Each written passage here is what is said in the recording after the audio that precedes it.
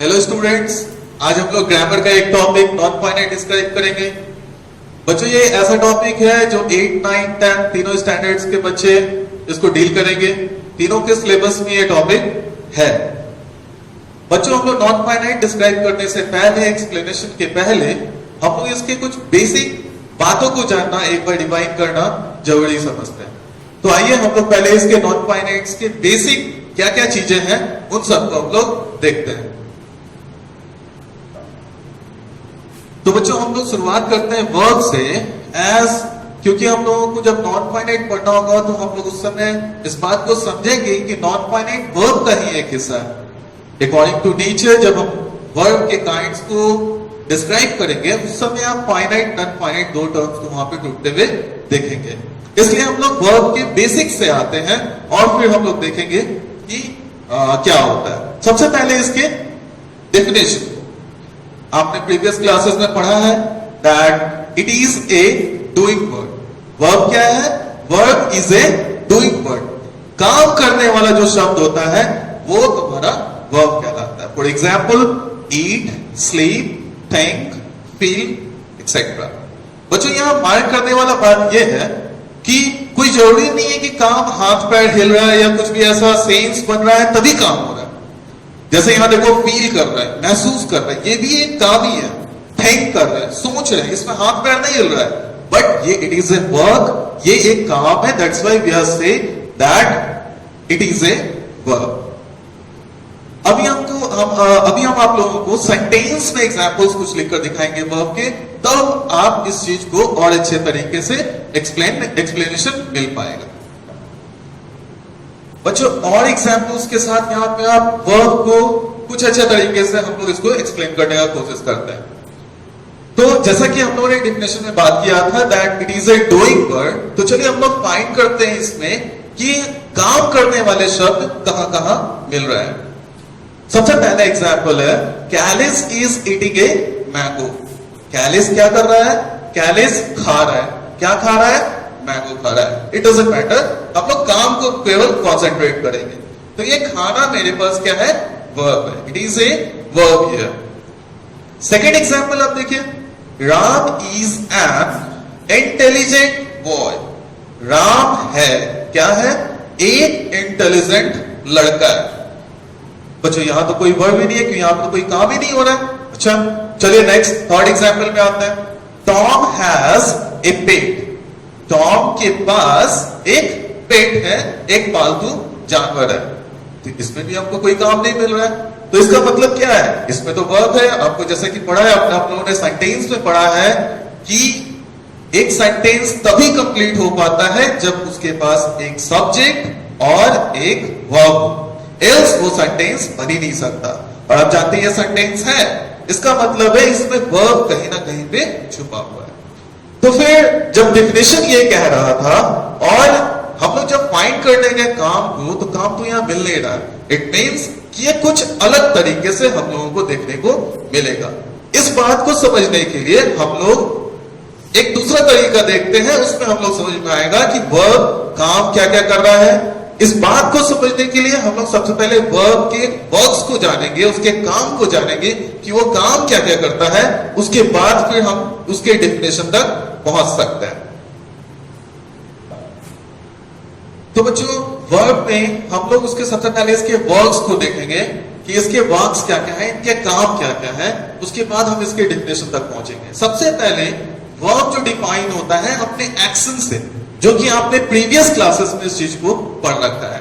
That verb सबसे पहले action से हम उसको डिनोट करते हैं, जैसे कि स्लीप, ईट, थिंक, फील एक्सेट्रा।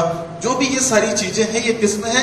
एक्शन के टर्म्स में आते हैं, जो कि वर्ब का ही एक काम। बच्चों ये जो एक्शन होता है ना, यही हम लोग, इसी को हम लोग मेन वर्ब के रूप में डिनोट करते हैं। इसी टर्म एक्शन वाले को ही हम लोग मेन वर्ब के टर्म में डिनोट करते हैं।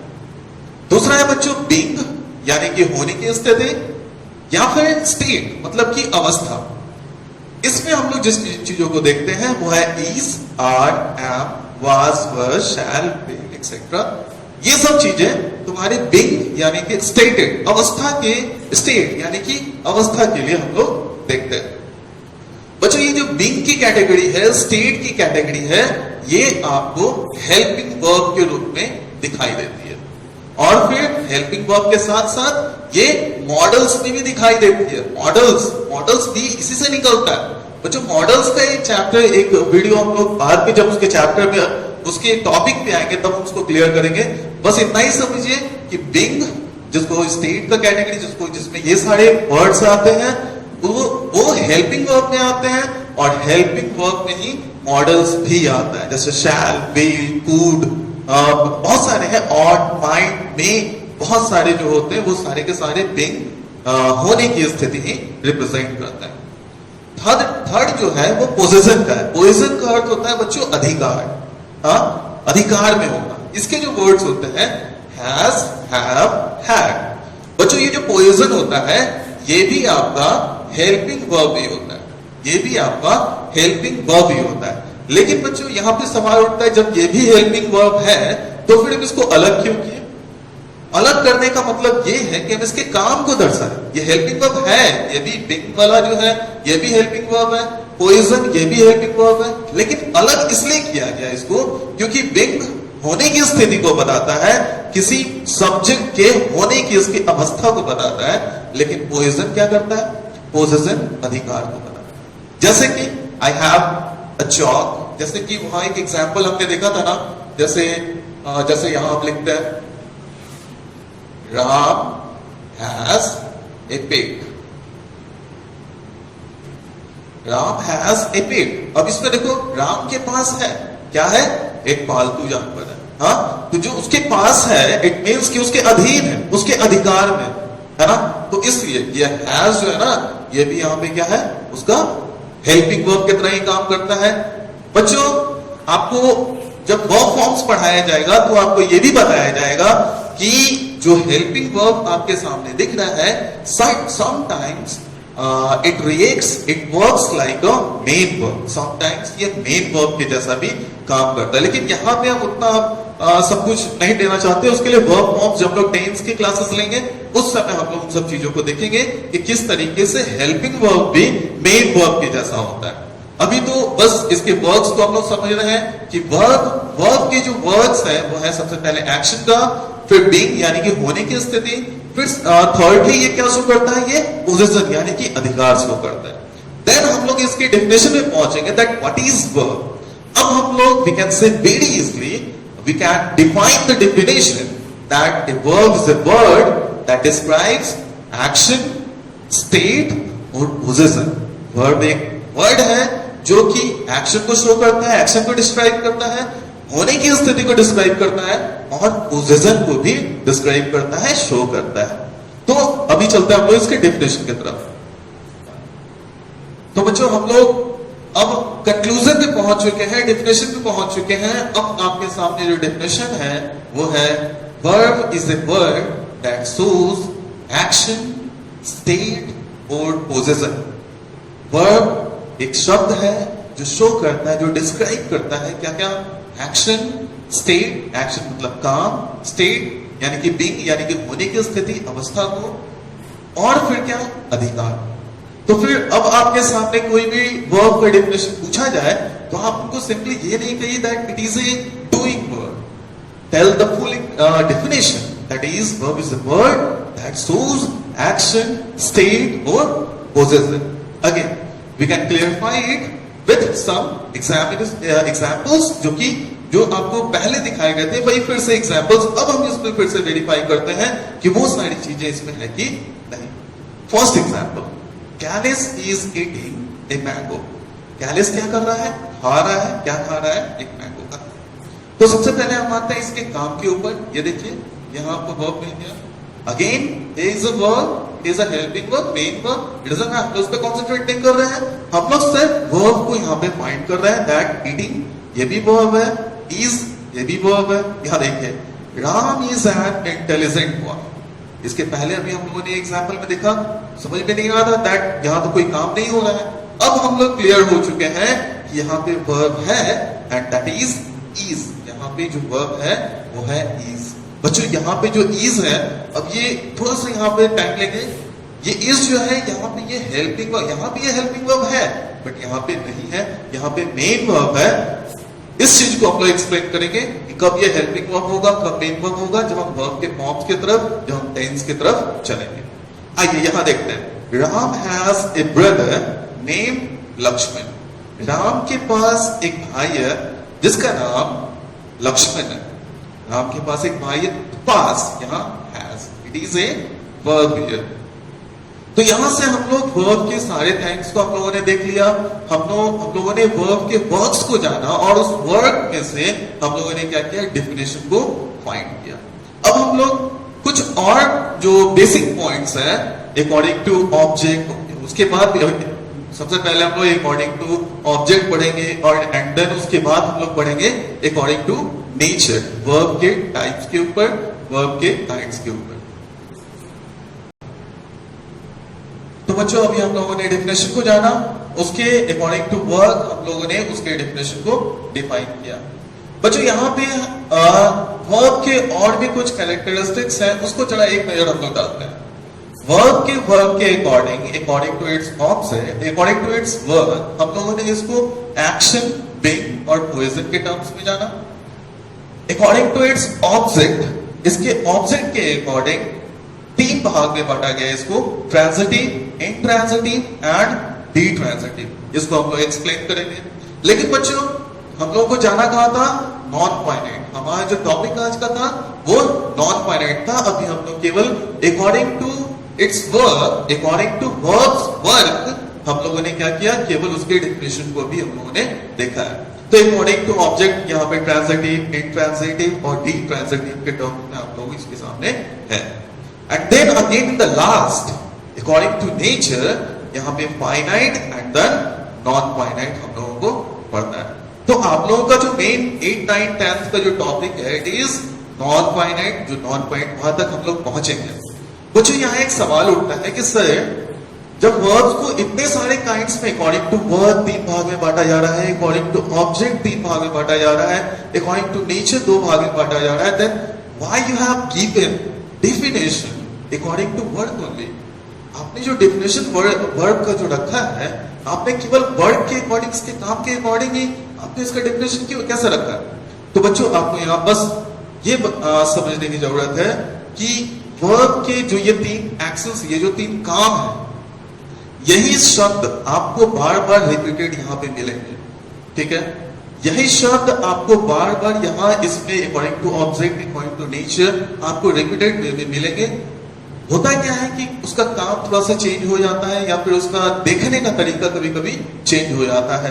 दैट्स वाई बेस आपका यही था, दैट्स वाई यही से हम लोगों ने डेफिनेशन को फॉर्म किया that verb is a word that shows और डिस्क्राइब्स एक्शन, बीइंग और कोहेजन।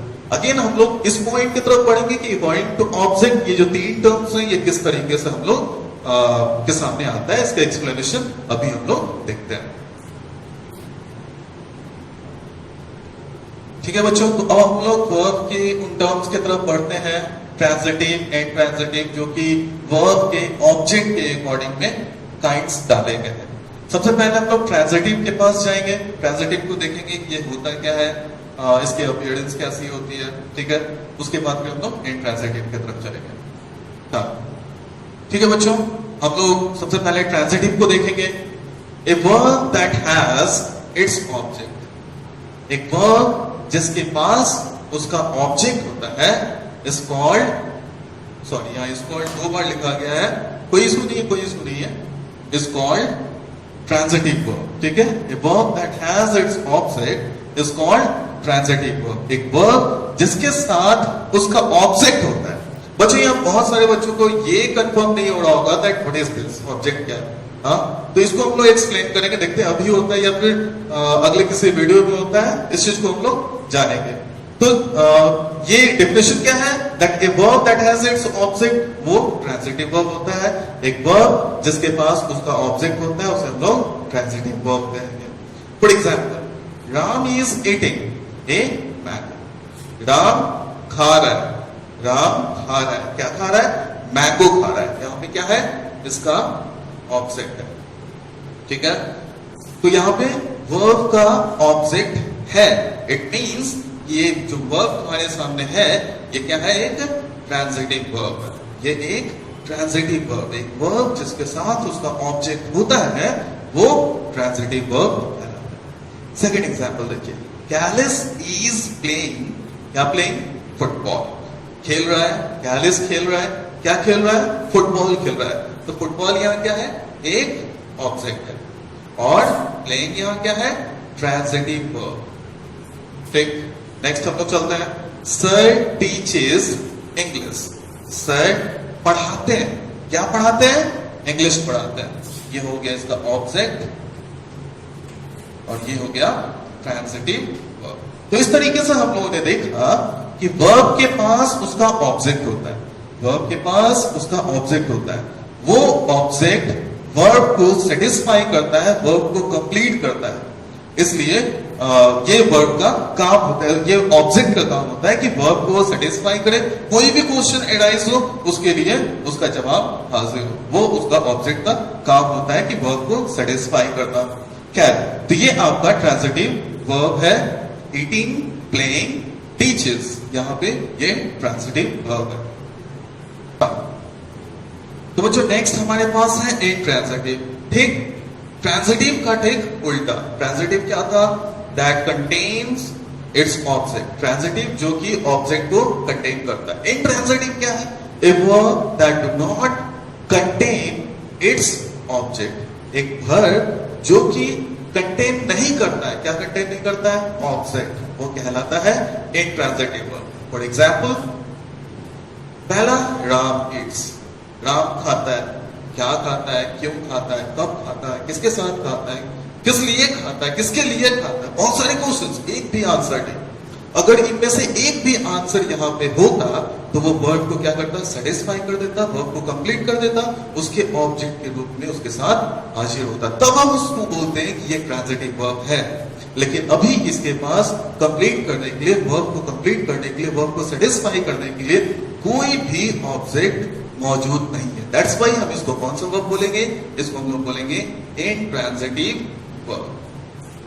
सिमिलरली उसी तरीके से सेकंड एग्जांपल है, कैलिस इज प्लेइंग, कैलिस खेल रहा है, क्या खेल रहा है, कैसे खेल रहा है, कुछ भी समझ में नहीं आ रहा। सो दैट्स वाई हम लोग बोलते हैं कि ये एक इंट्रांजिटिव वर्ब।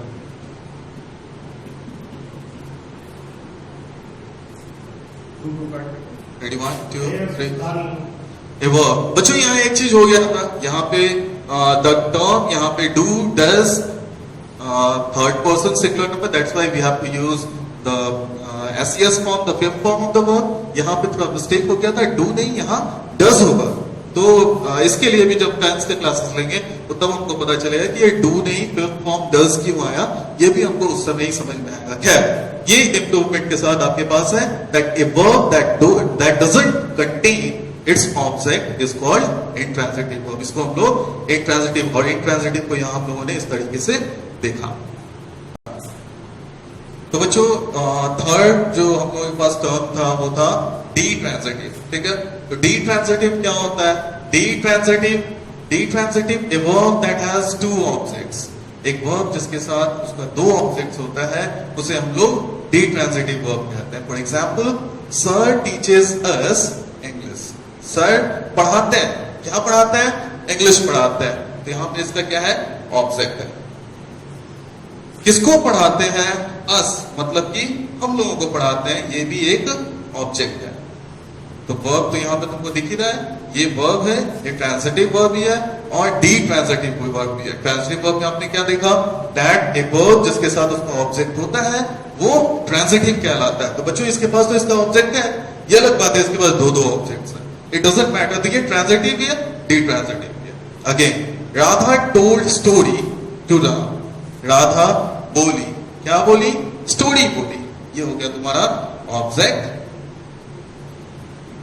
एंड किसको बोली, तो ये राम को बोली, ये भी आपका यहाँ पे ऑब्जेक्ट। वर्ब क्या है, तो कौन सा वर्ब, ये भी एक ट्रांजिटिव वर्ब, या फिर बोलो कि डी ट्रांजिटिव वर्ब जिसके पास इसके दो ऑब्जेक्ट्स हैं। तो इस तरीके से हम लोगों ने अकॉर्डिंग टू ऑब्जेक्ट्स वर्ब को भी सारे टर्म्स को हम लोगों ने डिफाइन कर लिया। अगेन हम लोग आगे प्रोसीड करते हैं।